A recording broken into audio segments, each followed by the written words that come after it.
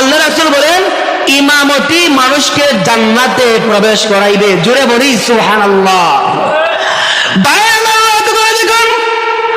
নবীর সাহাবী হযরত আব্দুল্লাহ ইবনে আব্বাস রাদিয়াল্লাহু তাআলা আনহু থেকে বর্ণিত, তিনি বলেন একজন সাহাবী আল্লাহর নবী বিশ্ব নবী রাহমাতুল লিল আলামিনের দরবারে হাজির হইয়া বলেন, ইয়া রাসূলুল্লাহ ইয়া হাবিবাল্লাহ, ও আল্লাহর নবী, আমি সহজে জান্নাতে প্রবেশ করতে চাই, আমি জান্নাতি হতে চাই। সুবহানাল্লাহ।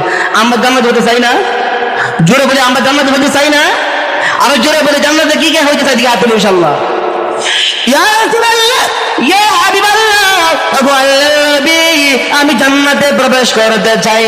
আল্লাহর নবী ওই সাহাবীকে ডাক দিয়া বলেন, ওরে সাহাবী, তুমি যদি জান্নাতে প্রবেশ করতে চাও তাহলে তুমি মসজিদের মুয়াজ্জিন সাহেব হয়ে যাও। জোরে বলি সুবহানাল্লাহ।